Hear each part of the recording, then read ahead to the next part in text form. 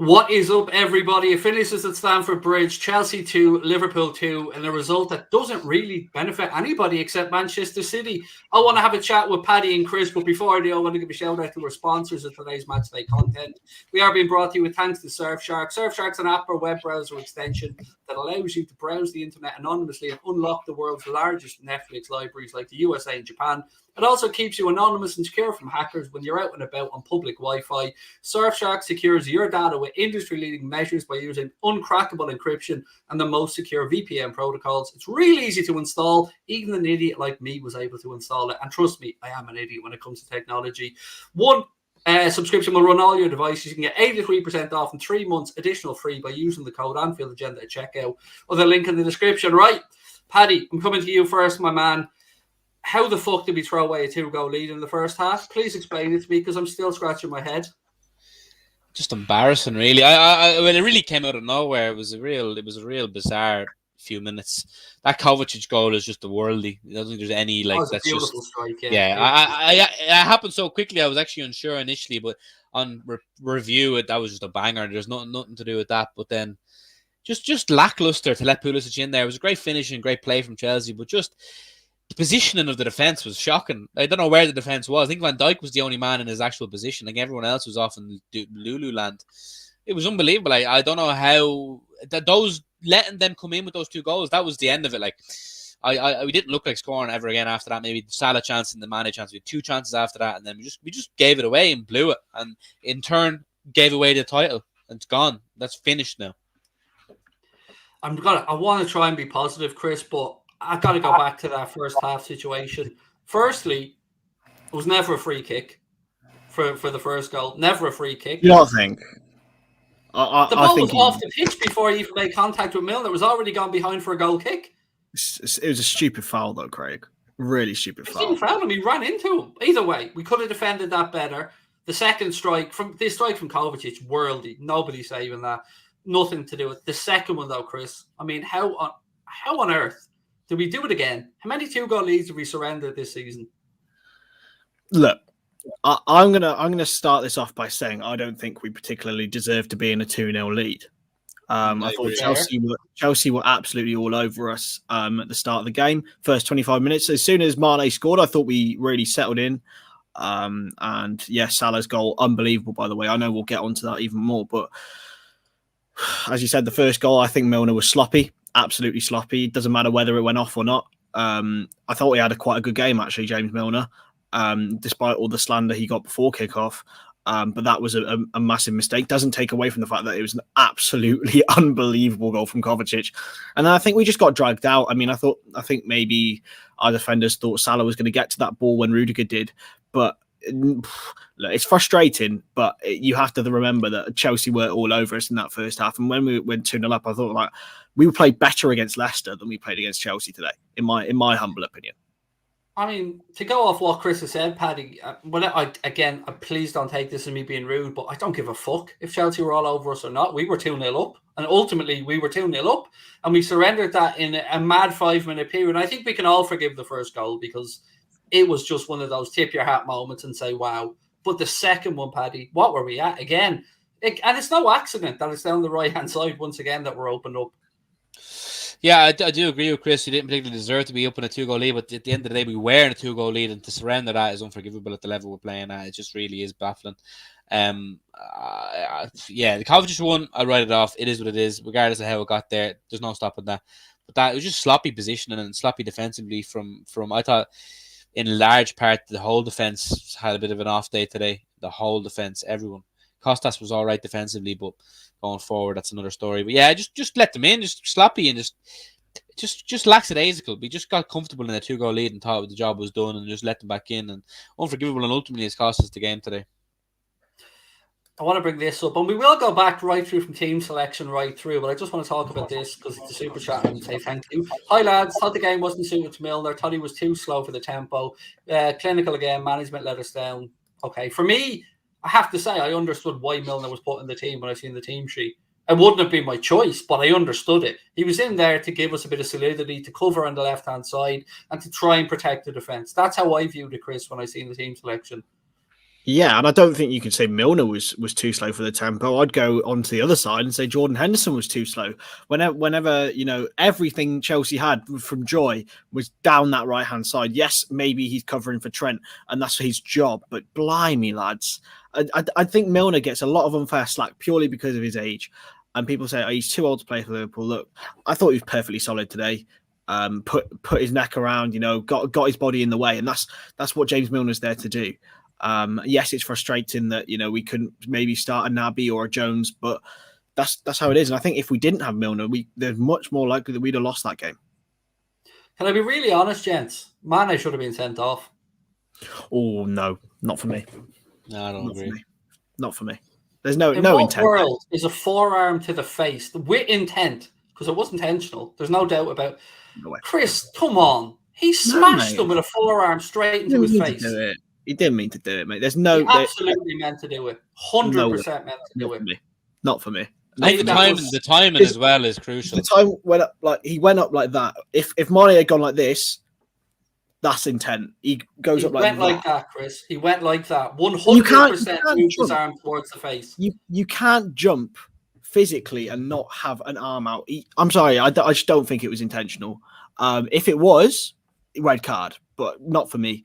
And I think the timing did help him, if I'm being honest. There is, of course, a case for a red card. One of those grey areas, isn't it, that we often speak about as football fans, very early in the game type of tackle or situation where we think maybe the ref feels it is a bit. For me, look, I was happy to see a yellow, but I wouldn't have had 1 ounce of complaint if that was a red. Not one. I think Mane was just. I'm looking at it right now. Fuck, Chris, come on, mate. That's a red card. I'm looking. Not for me. Oh my God. It's blatantly. The more I look at it, the worse it gets. I'm not like, oh my God. Motion, Craig. Chris, he does like this, mate. Come on. No. We want to defend our boys, but we can't. We can't have any level of respect if we're not going to call that out. That's a fucking I red genuinely card, don't man. think it was a red card, and at the time, I don't, and still I don't. Chris, I mean, if someone did that to you in a nightclub, they'd be getting arrested. Oh yeah, but again, someone can accidentally barge me in the face. I think it's down to the time. By the way, I think Mount could have been a red. Not Mount, sorry. I think Pulisic could have been trouble as well. Mount, that was petty for me. Not in that. Not enough for a red. Certainly. Yeah. I do think I think what Paddy said could have played into that situation, that it was early doors. I mean, I'm looking at the more I look at it, the worse it gets. Chris, how you can say he doesn't move his arm towards the face there, mate? I think he just jumps for it. He's just jumping for the ball, Craig. Yeah, You can't physically jump. If you jump like this, Craig, right? Physical demonstration. If you jump like this to get to a ball, mate, not like this. You can't jump like that. No one's asked him to jump like that. Like he jumped for a header like that, mate. Like that, not like this.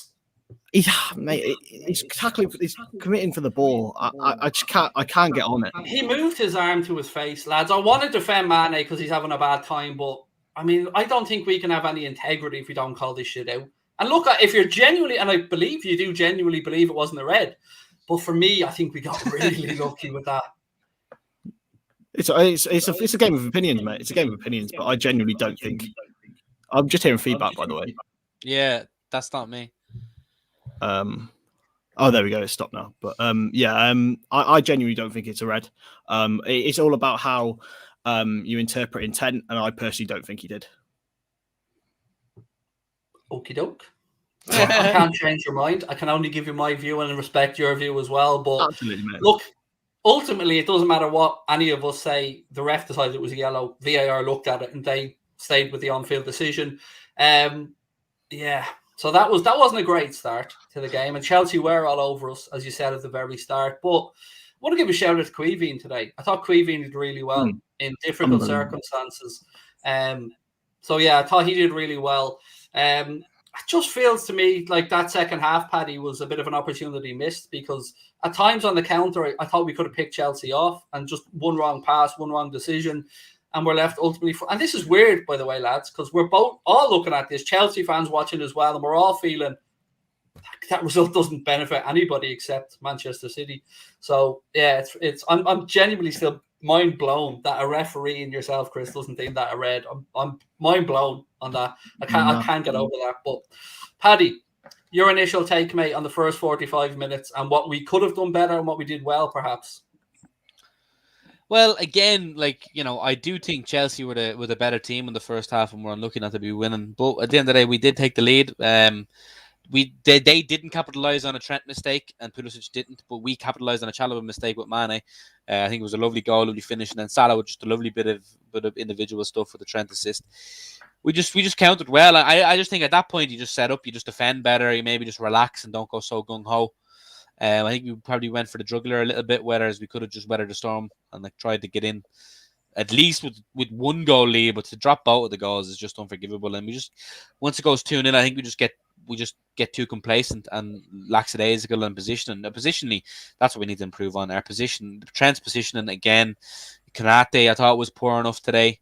I thought Van Dijk wasn't particularly great either, to be honest. Yeah, he wasn't. I absolutely agree with you. This is very rare. We'll call it a poor Van Dijk performance, but he gave the ball away. His clearances today, his headers, everything seemed to fall to a Chelsea shirt when he was putting it away. On this one, I think both of these teams could absolutely give City a game on a one-off day, but it's a league, Chris, is about consistency over 38 games, and that's where I think both teams would ultimately fall short of City. Oh yeah. Absolutely. City are at the moment a different animal. And yes, we're talking in their pomp at the moment. They've won, I think, 11 games in a row now. And there was a point at the start of the season where people thought they'd slip up and maybe not be the challengers. But look, over a 38-game season, they proving it time and time again that they are by far and away the best team, probably in world football in a league format. So, but maybe not so much in knockout. It's so hard to...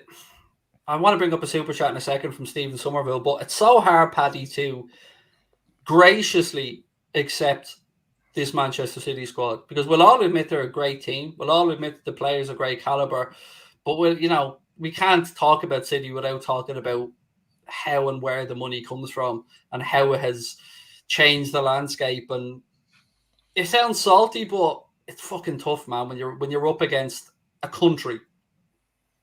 Yeah, we are living in unprecedented times. We're literally we have teams in the Premier League that are bankrolled by countries, and there's no denying that. It's just you literally cannot compete with their financial firepower. We've done well to be thereabouts a lot of the time while they've been around, but I think ultimately City are only going to go from strength to strength and only going to get better.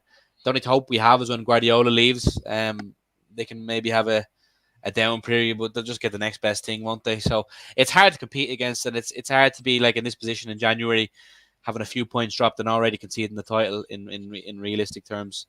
It's just what we're against. They're just City are too good, and especially as Chris said in the league format, they just shoot it to a T. Whereas I think our format, our best style is actually in knockout format. We suit that a lot more, and we can still salvage this season with a Champions League title. That wouldn't be the worst thing in the world.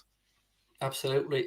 Chris Stephen said, I need to say this, the midfield's been seriously dodgy lately, and for me that's so we're going to letting in these goals. We need stability there in combination, or we're going to keep making these mistakes. Fair point, I think, Chris, because our midfield it certainly needs to help the defence more. It's not entirely the reason, I think, but I do think there's logic to what he's saying, that we do need some more options in midfield, even though and I'm going to call you out on this the other day, said we don't need any more midfielders, Chris. I'm gonna contradict my own point. I think that I love that. Well played. With Jorginho Wijnaldum, and I'm going to say this with a bit of, I think, revisionism. He was a controller in the midfield and offered arguably too much control, which meant that our forward line was stifled. Without him, or without a Thiago, who I think is also a controller, we completely lack that. I mean, Henderson's almost playing right wing half the time. Fabinho today, I mean, I don't know what he was on, but he didn't look his calm and assured self. Nearly gave the ball away on the edge of the box at least 3 or 4 times. And I thought Milner was the best of them, which pretty much shows the state of it. Look, I think we do need another controller because Thiago's not fit and dependable. But when Thiago's fit, he plays that role and solidifies our midfield a lot more.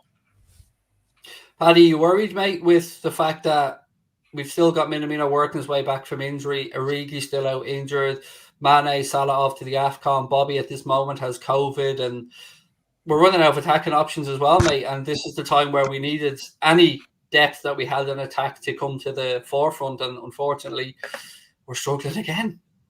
Yeah, we're fucked. in the short. We're fucked in terms of the league. It's already done in my eyes, but we're gonna be brought into a top 4 battle if we're not careful. And I know you don't agree with that, but like look at Arsenal there. What is it? Only 7 points. And we have to play them. I just hope we can get through the League Cup ties and the Champions League ties. Now that's my main priority. I hope everyone can be fit for the Champions League ties. I think Salah and Mane should be back by then, right? So hopefully all will be well by then. But in terms of the league, I have no hope anymore. It's just we're fucking finished. Here's a point again, which kind of talked about a defending Chris. Trend out of position, especially when Canade's pass when the pass went in between him and Abu.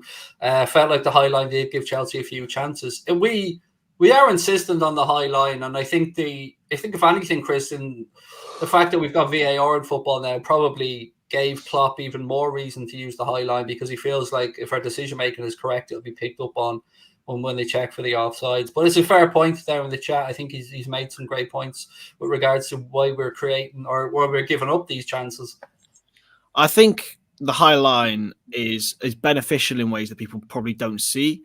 The amount of chances that people make, that the Liverpool make from the high line, the interceptions that the defenders make and play a ball straight through to an attacker, as well as playing teams offside. I think the last 3 seasons we've played players offside more than any other team.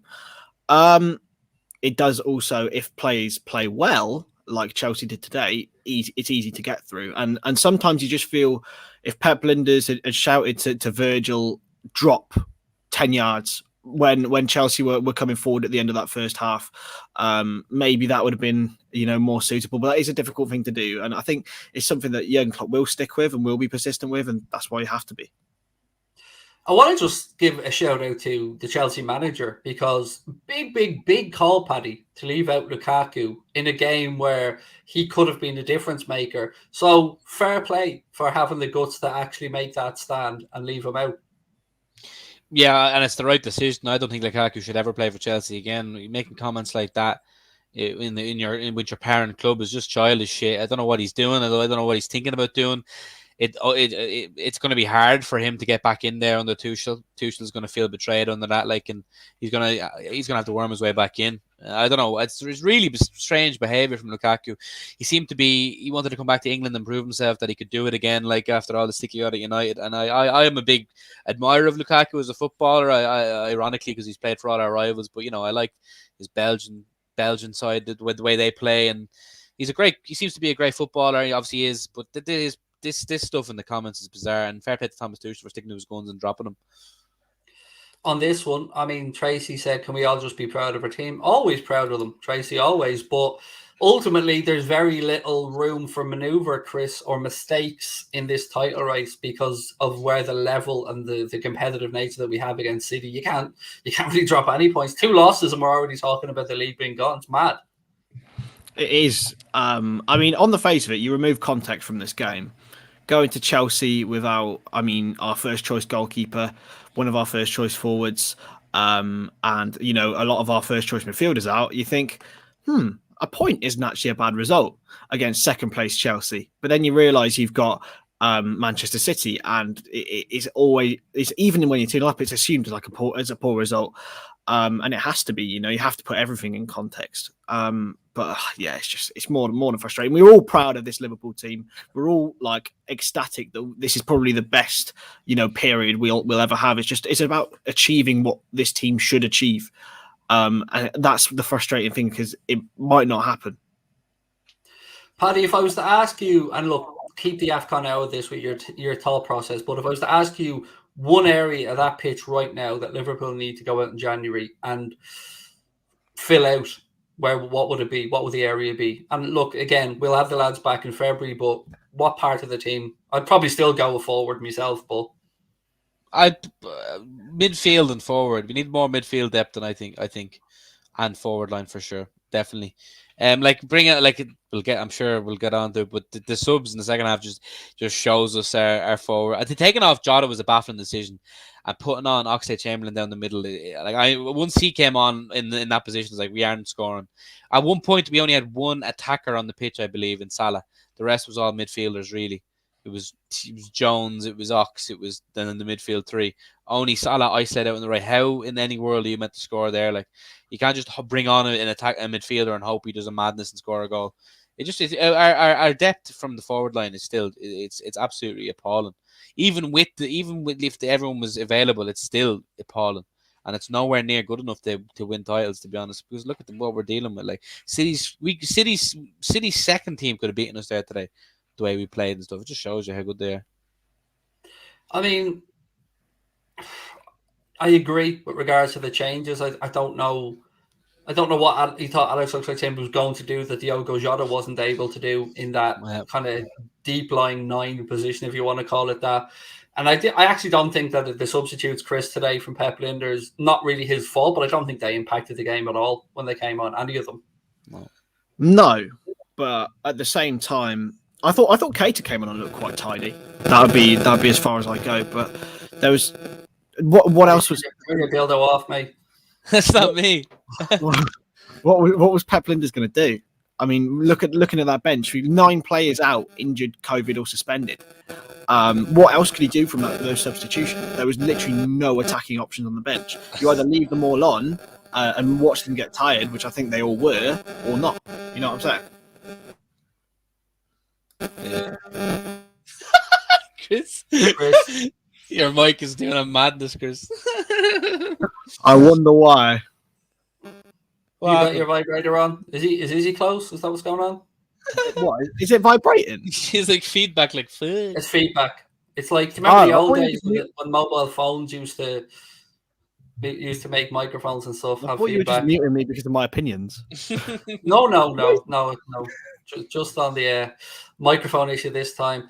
Yeah, I mean, look, the really frustrating part here, Paddy, is that we know that we're not going to do fucking anything in this window, which makes it utterly depressing. I have to say, of all the stuff, and I'll forgive a lot, but I just can't understand how we don't know that we're going to be in this position in January, and how we don't know that, we can have the conversations about if everybody stays fit till we're blue in the face, mate, but we don't have a group of players that tend to stay fit. No, exactly. Like, the writing was on the wall from the start of the season. They had prior warning. You have injury-prone players. We have the guys moving to AFCON. They should know this. If they don't have signings lined up in January, it's an absolute farce. It's a disgrace. We should be signing players, but we won't. It's as simple as that. I know we won't. We don't tend to do anything in January, and I know we won't. It'll be the same old spiel of, we don't need anyone. No one's going to come in and help. Anyone's good. Just bring in depth. We need bloody depth. Like, look at the league title. Chelsea are 10 points behind. We are... Jesus Christ, wow, we're 11 points behind with a game in hand, to be fair. But we're going to be 8 points behind, realistically, of City now. And their goal difference is gone. The title is done. And I'm telling you, like, Tottenham there have 2 games in hand. They win both of them. They're right amongst it. Like, we are not home and hosed in the top 4 even. So we need to bring in players to solidify that position. Is it still vibrating, by the way? No, it was feedback that was causing it. Okay. I mean, I don't disagree with anything Paddy said there, by the way. I think everything he said is a valid point, Chris. Yeah, I don't think we'll be dragged into a top 4 fight. This team's too good for that. I think we'll be in a fight for second, 100%. And a third place this year. Can I be really honest? I don't give a fuck if we finish second, third, or fourth. It's all failure, ultimately. If it's not first, second, third, or fourth, doesn't make a difference to me. It's all the same. It's just a Champions League spot. Yeah, true.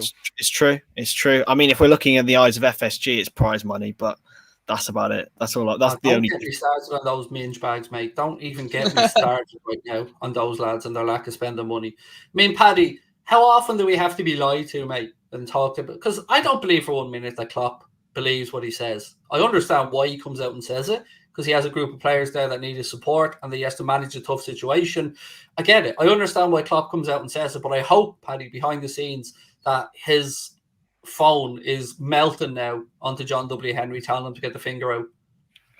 Yeah, it's like, it's sad because we were in such a power position there. We won the league, we won the Champions League. Other clubs capitalize on that.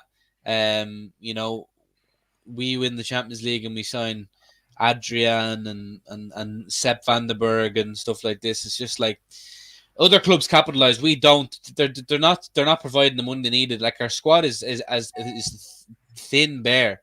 It is so bare. A couple of injuries and we're finished. You know what I mean? Like, it's really embarrassing. Like, John W. Henry and all them, they seem to be more obsessed with putting their fingers up penguins over in Pittsburgh or whatever they're doing now. Like, they seem to be looking elsewhere. They seem to think the Liverpool job is done. They're just kind of in the cushy position where Klopp can do what he can with this team. And like, in terms of a rebuild, I have no hope for a rebuild because I don't see them putting in the money for it. Like, simple question, Chris, and I want an honest answer: are FSG wasting Klopp?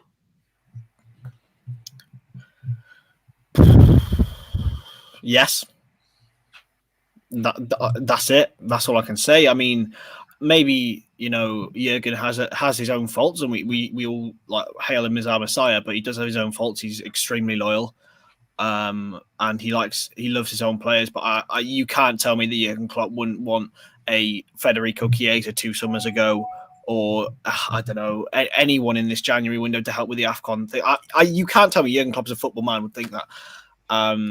And I'm not FSG in or FSG out, but Jesus Christ, I think they are. They could be doing a lot more in the market, and I know it's all about signing the right player, and I'd rather wait for the right player. But we do need someone, a dog's body in there this January. I'm sorry, we just do. And it should be done already, not a case of bringing it to the end of January. We should have these lads ready to literally. It should all be done with a mere problem of announcing it. Other clubs have already done business. Everton have signed something. You know what I mean? Like, it should be done already. They should have been lined up, ready to go. It's embarrassing, and the fact that it hasn't been done already literally shows me it's not going to be done. Because what's the point in bringing them in at the end of January when we don't need? You know what I mean? When the lads are back, it's truly baffling. It's really frustrating. The part about all of this that's going to annoy me the most when it's all over is that, and I've always said this, I don't want to look back in Klopp's time at Liverpool with what ifs, and that's all we're going to feel now. Because let's be honest here, Paddy, I don't think there's another manager in the world that gets more out of this group than Klopp does. So I don't think even if Pep comes in, we're any different. I think he gets the most out of this group that he can, and I think he's maybe, dare I say it, being punished for being how good he is. Yeah, the thing about what ifs, I feel like the what ifs are inevitable now. I think we've just been very unlucky with the City stuff, but again, there's a lot of what ifs. Like, what if FSG actually gave us money? What if, you know, a lot of things. Like, it's just really frustrating because I know it's inevitable, and we've had, like, it's great. We waited for that league title for so long. But just because we've won it doesn't mean we have to stop trying to win things. We need to keep going while we have Klopp and these players here, because there is absolutely no guarantee in the world, even if Klopp stays, that he can regurgitate another team, like a second, like, you know, the new age, the new Salahs, the new Manes. The dynamic of football has changed now. It's a different landscape. It's not going to be as easy to pick up those players. You know, you have to be really shrewd, and we need a lot of luck to go our way. So we need to just strike here and now. And I think for me, the league title's already gone. That's another one. It's only one title now in 7 years, which for Liverpool in general is still not good enough. Let's be honest here. As good as it was to win it, it's still not good enough. And we have been unlucky with City, but at the end of the day, we've fucked ourselves up a lot of times too. It's so difficult, isn't it, to have these conversations, Chris? Because, you know, we'll have to caveat everything we say by saying we love this group, we love Klopp, we love what they've given us. But ultimately, mate, no matter how much we try and dress it up, and I will always give FSG credit for the positive things they've done, they've sat in their hands since we've had a little bit of success, and they haven't reinvested into the squad, and that's just not good enough. It isn't. It's not. It's not. I can't add anything on that, Craig. Honestly, you've hit the nail on the head. Since 2019, when we won the Champions League, we've signed Jota, Thiago, Konate, Elliott, Adrian, really, plus Ben Davis and Ozan Kabak. That team's going to grow old together. That's the mistake that Arsene Wenger made. That's the mistake that players that Man United made in the end. Like, it's not good in the long term, man. It's not looking good. I honestly can't believe that Jurgen Klopp, as a football man, as I've said, will want it to be this way. You learn from history to improve for the future, and unfortunately, it doesn't look like FSG are doing that. What hurts the most, Paddy, is that it's not like there aren't players available. Like, in the summer, it's not like there wasn't 3, 4, 5 options maybe that we couldn't have brought in. And look, as I said, Paddy will get the PR line from Kloppo about maybe not having the players capable of coming in and being better than what's here, but I don't really buy that either. I think he's just towing the company line to not try and have any fractures within the group. And I get that. I understand that. I appreciate it. But ultimately, mate, this is just not good enough. It's just not good enough from our owners. No, yeah, and there's only so much Klopp can do. He can't like this line of there's no like that's just Klopp saying it for the sake of saying it. Klopp has multiple people, and he just isn't getting the backing. They need so many different parameters to be perfect. It's like they're not willing to sign someone unless they're signing a world class talent for like 10 million. Like they're looking for the ideal signing every time. Whereas sometimes you just got to take the plunge and sign someone for the love of God. Like we need people. Our squad is so bare. Look at the squad now. Look at the team we had to play today. It's just not good enough. I mean, caveat that with the fact there was 9 players missing. Well, yeah, no, of course, but still, even in general with our best squad, we're light. We need more depth. Like, look at City. Like, you know what I mean?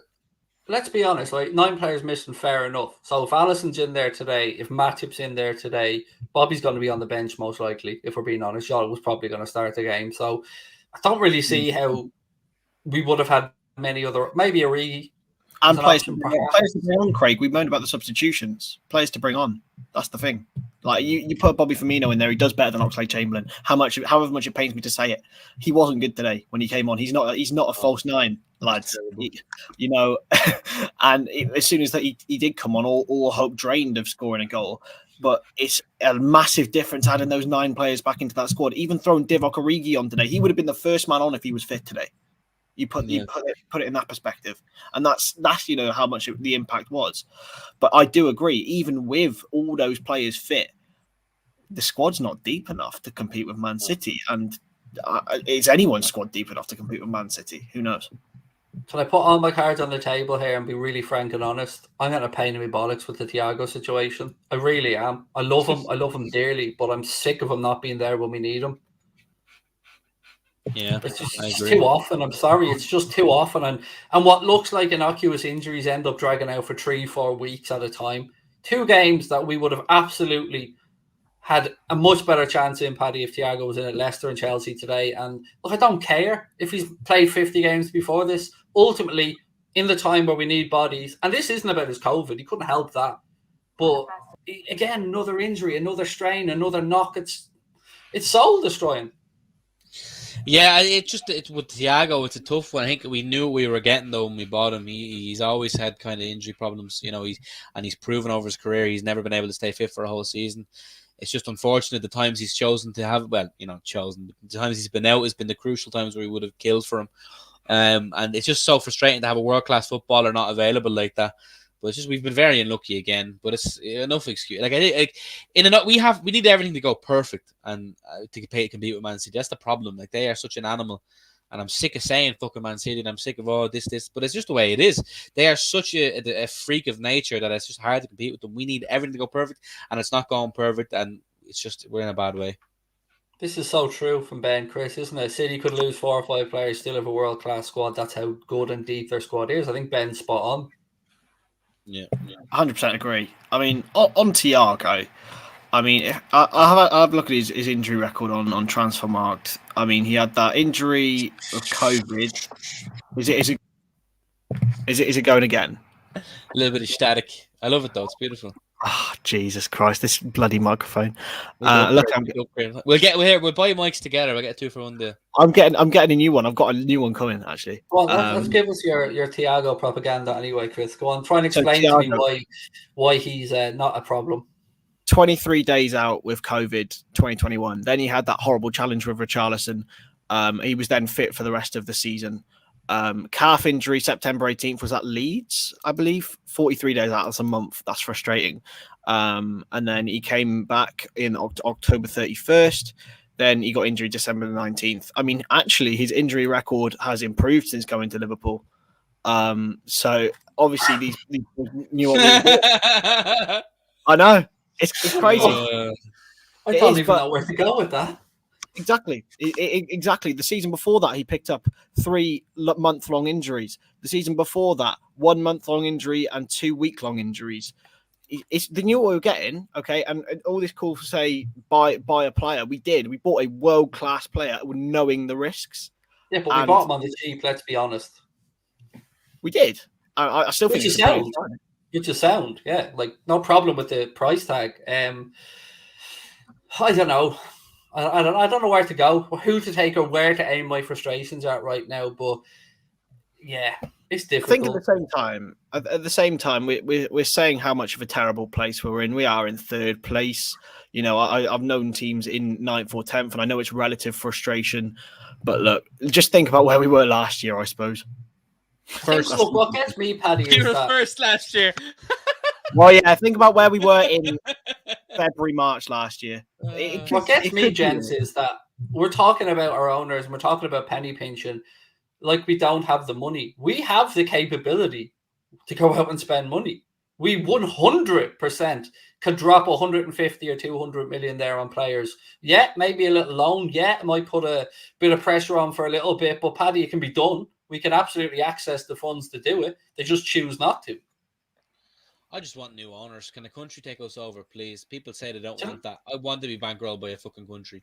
Please. How did they not learn their lessons from last year? We barely scraped back into Champions League football. They just don't want it. They're getting every little drizzle of profit they can. Like he's done. He's happy. He had a remit of winning the league and all that in Champions League. He's happy enough in his head. He's what age is he? 80. He's nearly dead. He doesn't give a shit. Like, you know what I mean? Question to you guys: do you think we would have invested more in the summer if we didn't get in the Champions League? Oh, we didn't. No, we got the excuse about no Champions League football being the fucking reason we couldn't invest. Yeah, actually, yeah. Maybe, but then I don't know whether they would have invested more to try and get us back in it. But they used it as an excuse to flog on Salah and tried to paint him as the like a cushion. It seems like a cushion, man. If looking from the outside, it seems like an absolute cushion. We're gonna get this shit on. We're gonna get this shit now where we're not gonna sign anyone in January. And there's gonna be a Salah contract extension, and we're all gonna be buzzing about. But it's gonna paper over the cracks of not having a deep enough squad to compete with them fucking country-ruled bastards in Man City. Do you know what I mean? I'm sick of it. Also, shout out to Edouard Mendy today, the prick. He was unreal. Yeah, he's a good keeper, definitely. He's a good. Oh, he made some good stops today, though, in fairness. Yeah, just about to say. Yeah, I thought he was excellent. He couldn't do anything about the goals. Big up Queef. And without him, it could have been a lot worse. So to go into a high-pressure situation like that, fair enough to Queef.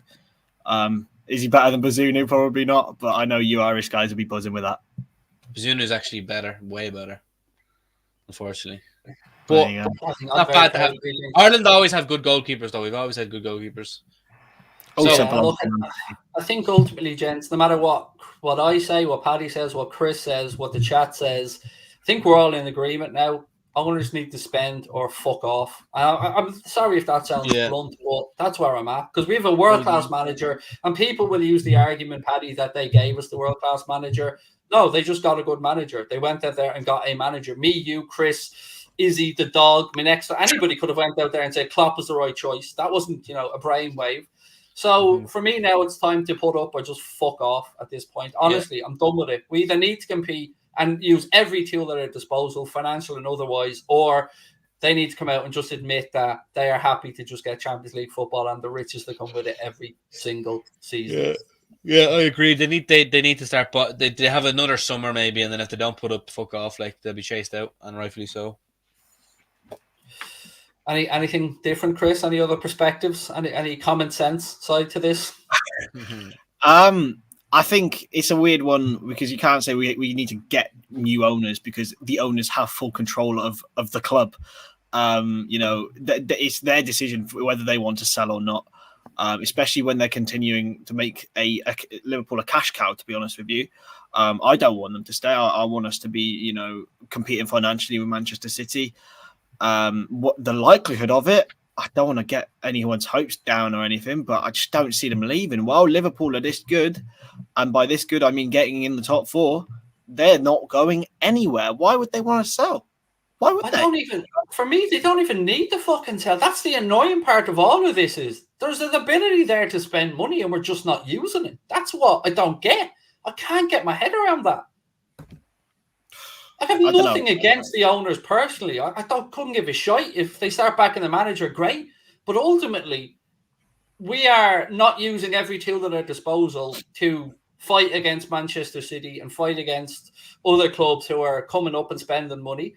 And all we're hearing is excuse after excuse, Paddy, whether it be from COVID, whether it be whatever. It's just excuse after excuse and lie after lie and PR exercise after PR exercise and excuse after excuse and try and say, you know, and even Klopp being on side with it annoys me a little bit as much as I love him. I wish now for the last couple of years he'd just speak up a bit and go, yeah, we need reinforcements. Just say it. Because if they try and pit us against the manager, we're backing the manager every single day of the week in this conversation, Paddy. So he knows he has the support of the entire fan base to speak up. Yeah, it's an unfortunate position. They're not backing us how they should be backing us. But let's not like stray away from today alone. Today we're angry specifically because we bottled it. The team bottled it. Klopp bottled it. You know, Pep Linders. You know, it wasn't good enough today. Like regardless of regardless of the facts or who was better, we were 2-0 up. And we bottled it before even half time, and that fucked any chance of getting the win. So that is not good enough. You know, we like as much as the owners haven't we should have still won that game today. We should have still seen it out. Like, you know, it's really fucking frustrating. And we've had some bad results this year, and you know, it's just fucking really annoying. And you're right though, the owners do need to fucking back. They start giving us money and buying the players we need to buy. Oh, you know, Klopp has a full list there, a full spreadsheet of players he wants. He goes up to John Henry and says, "Yeah, I'm going to need 30 million." He goes, "Oh, Jurgen, I don't think I could do that. I can give you 5 million." And then like, what the fuck does 5 million get you this year? Klopp won a fucking Salah's pubes.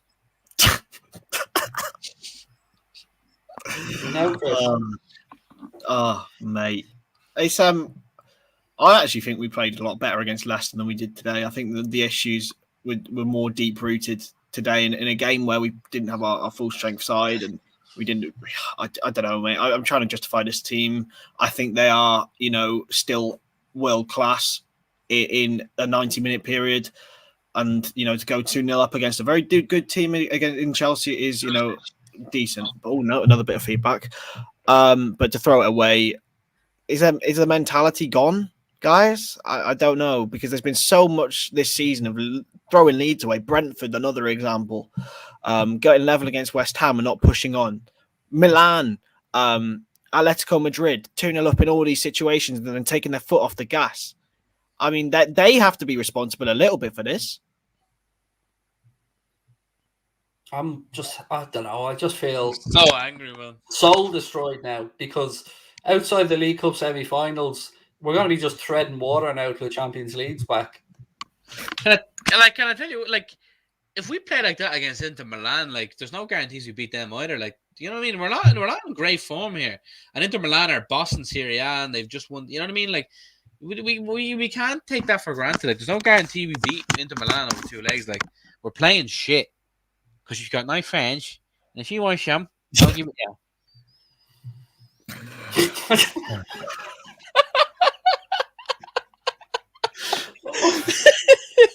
Sometimes you just need a bit of Paddy Murphy after a game. Yes, that's a good way to finish up. I needed a smile. Thank you, Paddy. Look, I'm going to go off and see if there's any puppies for me to kick outside or something. I'm looking for a cat. RSPCA, don't call him. No, of course I love puppies. But I'm just frustrated, and I know everybody is, and I know we all want to lash out. I know we all want to vent. What? I saw what you just did, bro. You said you like puppies. I like puppies too. That's funny, Paddy, because that's what I was thinking when I said we all like puppies. I know. Yeah, I was gonna say. Stop. Oh. I tell you, do you want a little joke, Paddy? Do you want a little light-hearted joke to finish up? It's not a joke, it's true. Man. The other night, I sent Sabrina a message saying, "Are your boobs still awake?" Now look at that comment, by the way. There you go. This season, City have led 17 times this season. City won all 17. Liverpool won just 12. Ash LFC forever. Thank you. Yeah, I'm gonna go and eat myself into oblivion, gentlemen. Thank you for your time, Paddy. Thank you very much, Chris. Thank you to our sponsor, Surfshark. Pleasure. As you can mask your location if you're looking at puppies online. 83% off. 3 months free. We love some online puppies. Woof woof. I don't know what to say, but thank you for making me smile when I needed it. And look, Happy New Year to everybody in the chat. Lots of love. Don't forget to hit that subscribe button, drop a like on the video, check out LFC Transfer Room, check out Mr. Paddy Murphy on every platform as well. And don't forget to check them puppies out as well. We'll talk to you soon. Lots of love. Take it easy.